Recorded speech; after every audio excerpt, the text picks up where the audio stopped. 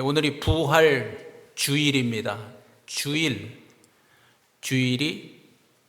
주의 날이죠. 주의 날, 주의 날입니다.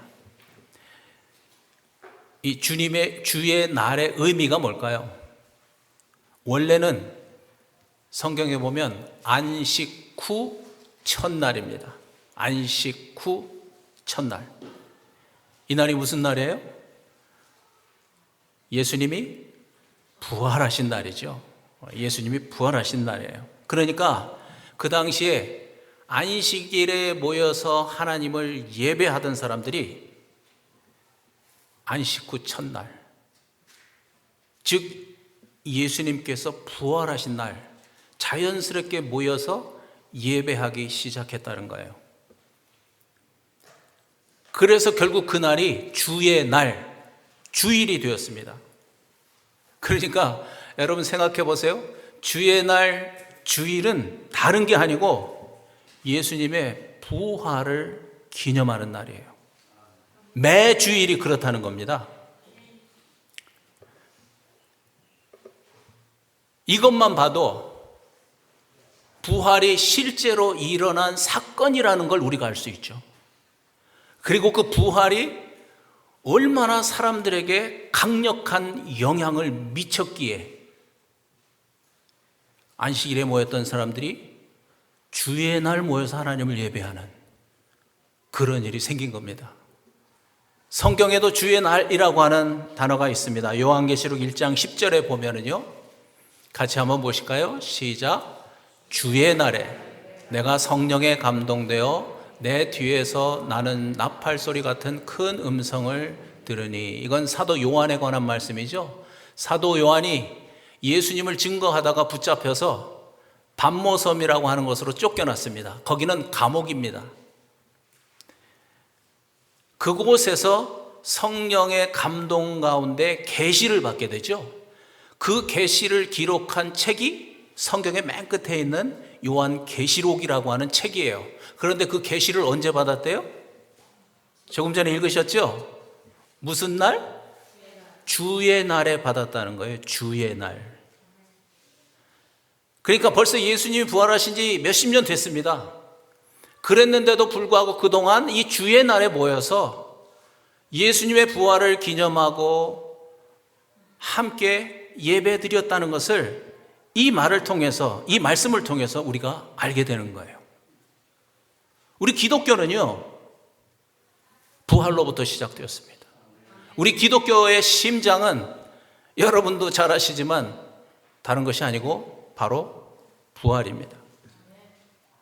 부활의 심장입니다. 아틀란타 조지아에 패션 시티 처치라고 하는 교회가 있어요. 꽤 큰 교회입니다. 이 교회의 담임 목사님의 이름이 루이 기글리오라고 하는 목사님이신데, 이분이 큰 교회 목사님이기도 하지만 유명세를 탄 이유는 오바마 대통령 취임식에 기도자로 초청을 받았어요. 여러분 보시면 꼭 기도하잖아요. 그런데 이 사람이 그걸 거부했어요. 이 목사님이 나 안 가겠다고. 뭐 이유가 있었겠죠? 어쨌든 그것으로 유명해진 분이에요. 그런데 해마다 패션 컨퍼런스라고 하는 걸 합니다. 뭐 수만 명씩 모여서 합니다. 특히 젊은이들이 많이 가는 그런 컨퍼런스예요. 그 컨퍼런스에서 이 목사님이 무슨 얘기를 했냐면, 잘 들어보세요. 사탄이 한 가장 위대한 일은 부활주의를 만든 것이다. 다시 말씀드릴까요? 사탄이 한 가장 위대한 일은 부활주의를 만든 거래요.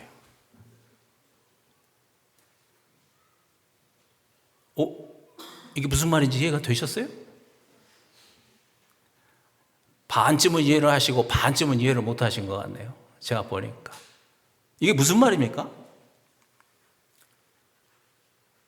원래 기독교는 매주일이 부활주일인데 사탄이 부활주의를 만들어 놔가지고 그냥 1년에 한 번만 예수님의 부활을 기념하는 그런 날이 되어 버렸다는 거예요. 그래서 이것이 사탄의 전략이라고 이 목사님이 말씀하시는 거예요. 말씀드린 것처럼 우리 기독교의 심장은 부활인데, 그래서 설교의 중심이 부활이 되어야 하는데, 그래서 기독교인들의 믿음이 부활이라고 하는 이 기초 위에 세워져야 되는데, 어떻게 된 겁니까?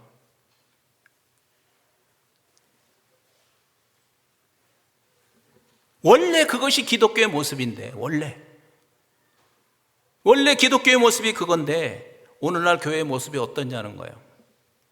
말로는 우리 기독교의 심장은 부활이야. 그런데 그 심장이 1년에 한 번 뛰는 거예요.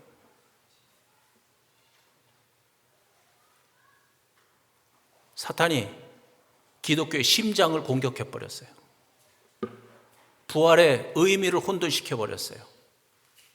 부활의 가치를 모르도록 만들어 버렸어요.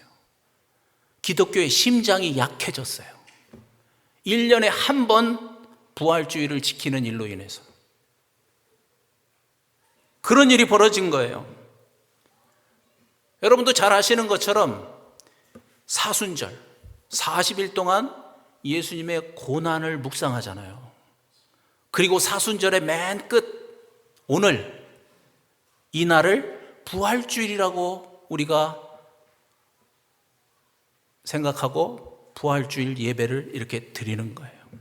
40일 동안 고난을 묵상하고 하루 예수님의 부활을 기념하는 거예요. 부활이 심장인데.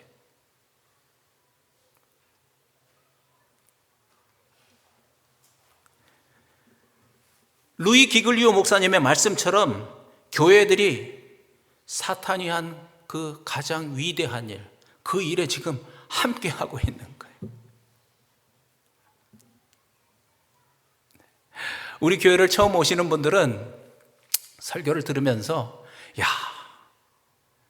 이거 왜 매주일 목사님은 부활 설교 듣다 보면 그냥 오늘도 부활, 다음 주일도 부활일 거야? 너무 지나치다고 생각하시는 사람들이 있습니다. 여러분, 그런데 누가 정상이고 누가 비정상일까요? 누가 사탄에 속고 있는 걸까요?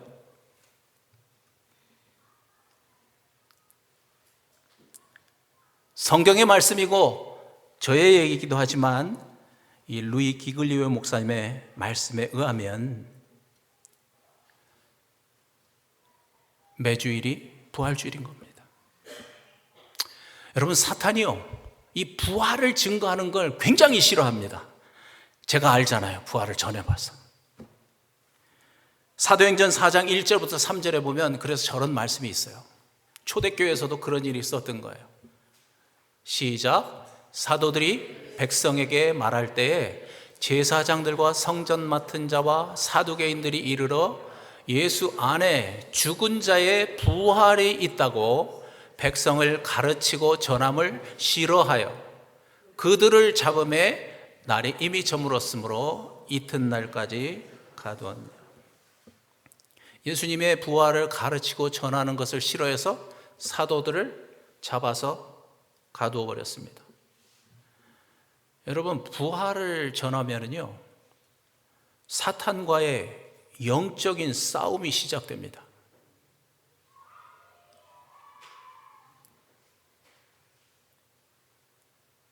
제가 몸으로 경험을 했습니다. 왜 그럴까요? 사탄이 가장 싫어하는 게 부활이기 때문에 그런 거예요. 왜 사탄이 부활을 그렇게 싫어할까요? 이유가 있죠.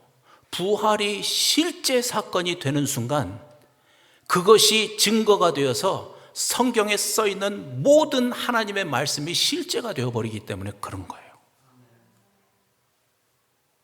경험하신 분들이 아멘 하시잖아요.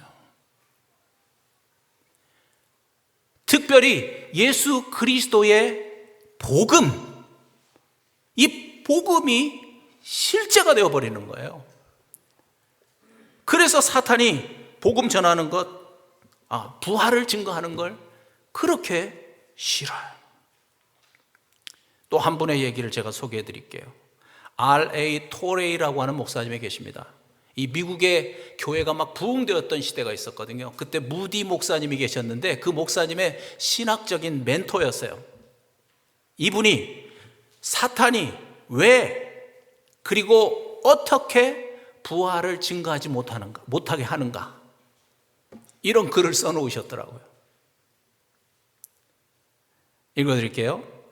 예수 그리스도의 몸의 부활이 사실이냐 거짓이냐에 따라서 기독교에 존폐가 걸려있다는 사실을 사탄은 너무나 잘 알고 있다. 누가 알고 있어요? 사탄은 너무나 잘 알고 있다는 거예요.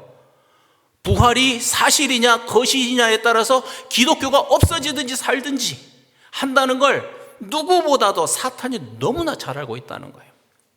그래서 사탄은 설교자들과 교수들과 선교사들에게 예수 그리스도의 부활에 대한 신앙과 그것에 대한 설교를 포기하도록 유혹함으로써 그의 간교함과 음흉함을 드러내고 있다. 여러분, 저는 이 말씀, 이 글을 발견하고요, 정말 제 가슴을 쓸어내렸어요. 왜냐하면 저희 교회에서 10여 년 전부터 부활을 증거하기 시작했습니다. 정말 매주일은 아닐지 모르겠지만 거의 매주일 우리 교회에서는 부활이 선포되었습니다. 그러면서 말씀드린 것처럼 사탄이 우리 교회를 흔들기 시작했습니다. 부활 설교를 듣는 사람들에게서 이런저런 말이 나오기 시작했습니다. 우리 목사님은 똑같은 설교만 해, 부활만 얘기해, 그래서 너무 피곤해, 그런 얘기들이 막 교회 안에서 시작이 되었어요. 뿐만 아니라 교회 밖에 있는 사람들도 제가 하는 부활 설교를 비웃는 사람들이 생겼다는 얘기를 제가 듣기 시작했어요.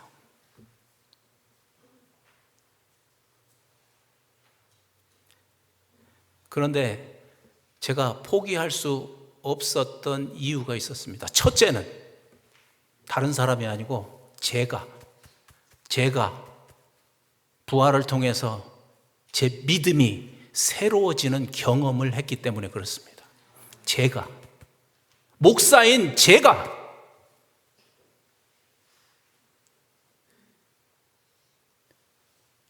두 번째는 여러분들 덕분입니다. 처음에는 그런 혼란이 있었지만 정말 인내하면서 그 복음의 말씀을 들어서 결국은 한 분씩 이 부활이 실제가 되고, 부활이 실제가 됨으로 인해서 하나님의 말씀이 실제가 되고, 특별히 복음이 실제가 되어서 예수 그리스도가 나의 주인이라고 하는 것이 실제가 되니까 삶이 변해가기 시작하고, 그런 경험을 하기 시작하는 걸 제 눈으로 보기 시작한 거죠. 그러면서 어떤 분들은 저한테 와가지고, 목사님, 오늘은 설교에서 부활이 빠진 것 같은데요. 부활이 빠지면 뭔가 좀 설교가 이상해요. 뭔가 좀 허전해요. 이런 말씀을 저한테 하시기 시작하셨어요.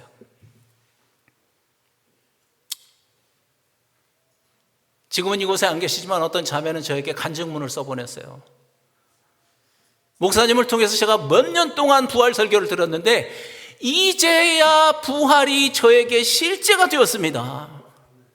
부활이 실제가 되면서 예수 그리스도가 나의 주인이라는 것이 저에게 실제가 되어서 지금 제가 얼마나 행복한지, 제가 얼마나 지금 기쁨 가운데 신앙생활하고 있는지 모르겠습니다. 그리고 저한테 카톡으로 간증문을 써보내왔어요. 그러면서 끝에 이런 부탁을 했어요. 목사님, 포기하지 마시고 부활을 계속해서 설교해 주세요.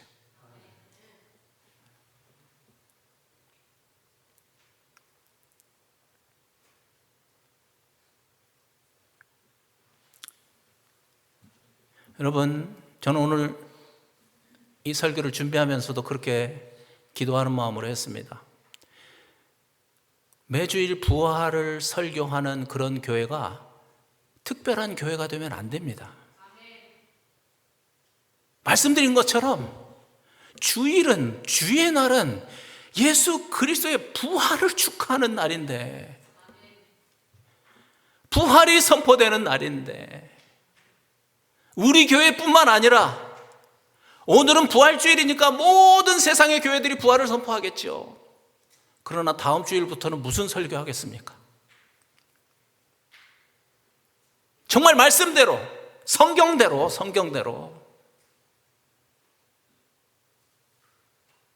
설교의 중심이 부활이 되어야 하고, 우리 신앙생활의 중심이 부활이 되어야 하고, 우리 교회의 기초가 부활이 되어야 하고, 우리의 믿음의 기초가 부활이 되려고 하면 정말 끊임없이 부활이 선포되어야 합니다. 왜 그럴까요? 그 이유를 한 가지 생각하고 말씀을 마치려고 합니다. 그 이유는 오늘 말씀의 제목에 있는 것처럼 부활은 증거이기 때문에 그렇습니다. 부활은 증거입니다. 물론 우리 육체가 죽으면 말씀하신 대로, 성경에 써 있는 대로 예수님이 재림하시는 그날 모든 육체가 부활하는 것 맞습니다. 그것이 우리의 소망입니다. 그럼에도 불구하고 부활의 의미는 그게 다가 아니라는 거예요. 중요한 것은 단지 미래가 아니라 현재를 살아가고 있는 우리에게 부활은 너무나도 중요한 의미가 있다는 거예요. 왜냐하면 부활은 증거이기 때문에 그런 거예요. 부활은 증거예요. 앞에서 말씀드렸죠? 무슨 증거? 하나님의 모든 말씀이 사실이라는 증거. 여러분, 상식적으로 성경을 읽으면 이해가 됩니까? 사람의 이성으로 성경을 읽어서 이해가 됩니까? 안 되죠. 안 되니까 증거를 가지고 믿으라는 거예요. 자기가 이해가 되어서 성경을 믿는 게 아니고 증거를 가지고 믿으라는 거예요. 사람이 이성의 수준으로는 하나님의 말씀을 다 이해를 못하니까, 믿을 수가 없으니까, 자기가 믿고 싶은 것만 믿으니까. 자기가 믿고 싶은 것만 믿는 사람들은 가만 보면요, 진짜 중요한 건 안 믿어요. 복음은 안 믿어요. 다른 것만 믿어요. 왜냐하면 그냥 믿을 수 있는 게 아니거든요. 그래서 하나님이 부활로 우리에게 증거를 주신 거예요. 그래서 그 증거를 가지고 하나님의 말씀을 믿는 거예요. 여러 말씀들, 우리 아까 아이들이 6개씩 성경 말씀을 외웠는데 우리 부활 복음에 대한 성경 구절들이 막 줄줄줄 나와서 제가 너무너무 감사했어요. 우리 집사님이 그렇게 고르셨겠지만 많은 말씀들이 있지만 마태복음 12장 38절에서 48절 이 말씀만 좀 보고 가려고 합니다. 여러분 보십시오. 시작. 그때에 서기관과 바리새인 중 몇 사람이 말하되 선생님이여 우리에게 표적 보여주시기를 원하나이다. 예수께서 대답하여 이르시되 악하고 음란한 세대가 표적을 구하나 선지자 요나의 표적 밖에는 보일 표적이 없느니라. 요나가 밤낮 사흘 동안 큰 물고기 뱃속에 있었던 것 같이 인자도 밤낮 사흘 동안 땅속에 있으리라. 예수님께 왔던 저 서기관과 바리새인들은요, 성경 박사들이에요. 물론 그 당시 성경은 구약이지만 이 사람들이 예수님께 찾아온 거예요. 당신이 진짜 구약에 써 있는 대로 오실 하나님의 아들이라면, 그래서 당신이 정말 메시아 그리스도라면 우리에게 그 증거를 좀 보여달라는 거예요. 무엇으로? miraculous sign, 표적, 기적을 통한 사인. 그러니까 뭔가 사람이 할 수 없는 큰 기적을 베풀어서 당신이 진짜 그분이라는 걸 증명해 보라는 거예요. 증거를 보여달라는 거예요. 지금 저 사람들이 와가지고. 그랬더니 예수님이 뭐라 그러셨어요? 이 음란한 악한 세대가 표적을 구하지만 내가 너희들에게 보여줄 표적은 하나 밖에는 없다 그러셨어요. 그게 뭐예요? 요나의 표적. 요나처럼 땅속에 3일 동안 있다가 다시 살아날 것. 부활 밖에는 없다. 내가 너희들에게 내가 누군가를 보여줄 수 있는 표적은 부활 밖에는 없다. 저는요, 이 말씀을 제가 자꾸 재간증을 할 수밖에 없는데요, 이 말씀을 만났을 때 제 마음이 좀 불편했어요. 제 마음이 상했어요. 왜냐하면 마치 저 말씀이 제 믿음을 무시하는 것 같았어요. 아니, 저도 성경을 알 만큼 알고, 영적인 경험도 저도 했고, 하나님의 음성 듣고 내가 목사 되겠다고 신학교 와서 공부하고, 그리고 목사 안수 받아서 지금 목사 됐는데 마치 너 믿음이 뭐가 잘못된 것 같아 하고 말하는 것처럼 저 말씀에 들렸어요. 왜냐하면 부활 밖에는 없다고 그러잖아요. 아니, 나는 부활로 믿은 신앙이 아닌데. 그래서 마음이 너무너무 심란하기도 하고 그랬어요. 그런데 제가 저 말씀 앞에 겸손할 수밖에 없었던 이유는 뭐냐면, 저게 사람의 말이 아니고, 어떤 사람이 한 말이 아니고 예수님께서 직접 하신 말씀이잖아요.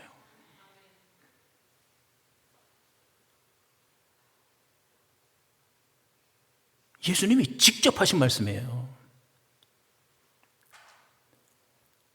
그래서 제가 그 앞에 무릎 꿇기 시작했어요. 뭔가가 있겠구나. 여러 가지 과정들이 있었지만 결국 제가 저 말씀 앞에 무릎을 꿇었습니다. 그렇구나. 요나의 표적 밖에는 없구나. 부활 밖에는 없구나. 그걸 제가 몸으로 체험하게 되었어요. 그래서 그때부터 제가 주일날 부활 설교를 하기 시작했던 거예요.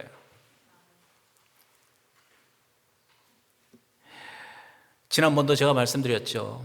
제자들 부활을 중심으로 보면 그 이전에도 믿음이 있었습니다. 제자들. 그러나 부활하신 예수님을 만난 이후에는 그 기복신앙이 자기의 몸을 바치는 순교신앙으로 바뀌잖아요. 진짜 믿음으로 바뀌는 것이죠. 사도 바울 여러분 잘 아시죠? 예수 믿는 사람 잡아다 감옥에 집어넣으려고 했던 사람이에요. 그러나 그가 부활하신 예수님을 만난 이후에 목숨을 내놓고 예수님의 부활, 예수님의 복음을 증거하는 사람 되잖아요. 예수님의 동생, 육신의 동생 중에 야고보라고 하는 사람이 있습니다. 이 사람은 자기 형 보고 미쳤다고 그랬어요. 그럴 만도 하죠.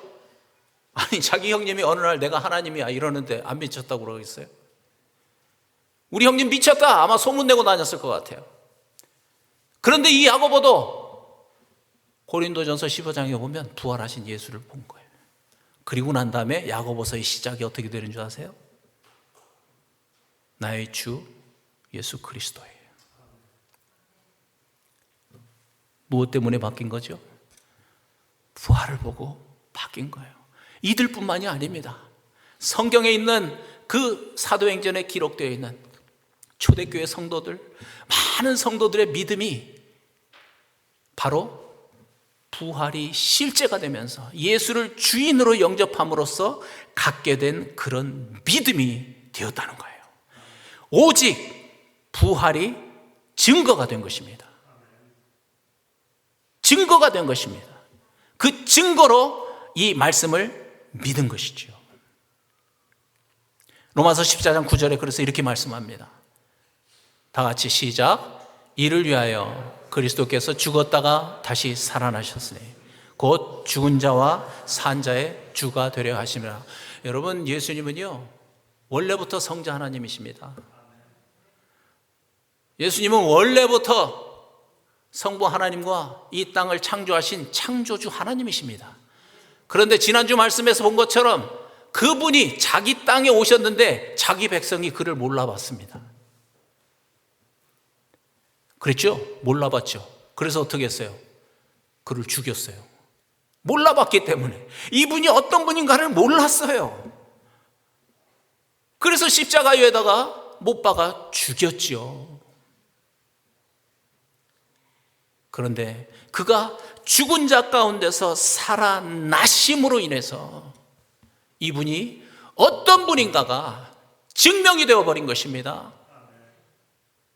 이분이 바로 성자 하나님이시고 우리의 주인이라고 하는 것이 증명된 것이죠. 우리의 믿음도 그런 믿음이 되어야 하는 겁니다. 그냥 믿는 것이 아니라, 그냥 성경에 써 있으니까 믿는 것이 아니라, 부활하셨으니까 예수님이 성자 하나님이시군요. 부활하셨으니까 그래서 나를 만드신 나의 주인이시군요. 그 고백을 하게 되는 거예요. 그래서 지난 주일날 사도행전 17장 31절 했죠? 시작. 이는 정하신 사람으로 하여금 천하를 공의로 심판할 날을 작정하시고 이에 그를 죽은 자 가운데서 다시 살리신 것으로 모든 사람에게 믿을 만한 증거를 주셨음이니라 하니라. 여러분, 이 말씀은 사실은요, 앞뒤 말씀을 연결해서 읽어보면요, 경고의 말씀이에요. 경고, 워닝이에요. 무슨 워닝? 내가 너희들에게 믿을 수 있는 증거까지 주었는데 그럼에도 불구하고 믿지 않으면 심판받는다. 그 말씀이에요. 경고의 말씀이에요. 여러분, 장차 올 심판은 공정한 심판입니다. 왜 그렇습니까? 믿을 수 있는 증거까지 주셨기 때문에 그런 거예요. 그래서 믿지 않았기 때문에 심판을 받는 거예요. 다른 것 때문이 아니고. 우리 기독교 신앙은 매우 단순하고 분명합니다. 성자 하나님을 나의 주인, 그리고 내 삶을 다스려 주시는 왕 그리스도로 믿는 거예요. 이게 우리 기독교의 핵심 진리예요. 그런데 우리 인간은 태어날 때부터 자기가 주인으로 태어나요.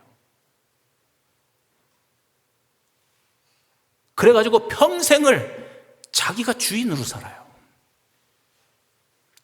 그러다 보니까 내 삶의 주인을 바꾼다고? 이게 너무나 어려운 일인 거예요.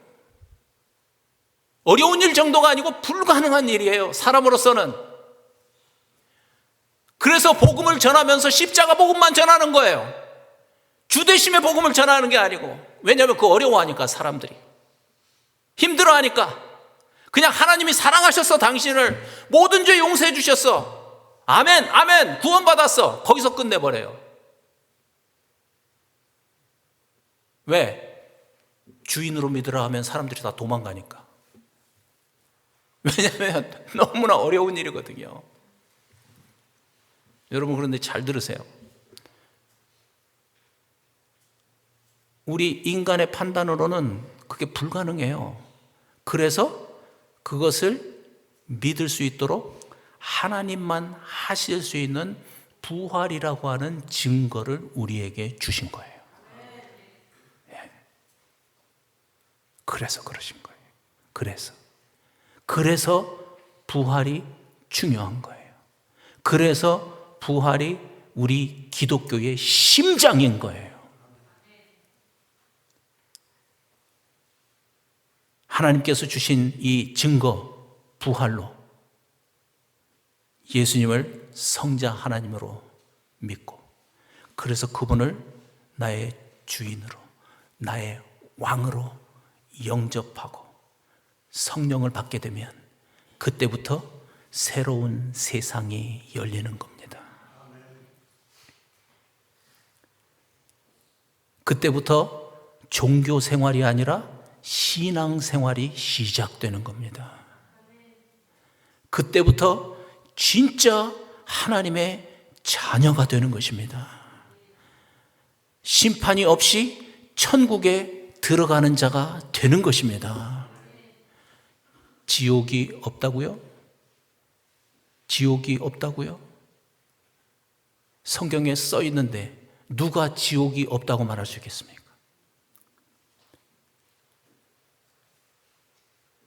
천국도 물론이지만 지옥도 있는데 그것은 다른 것 때문이 아니라 앞에서 말씀드린 것처럼 자기가 주인으로 살았기 때문에 그런 것입니다.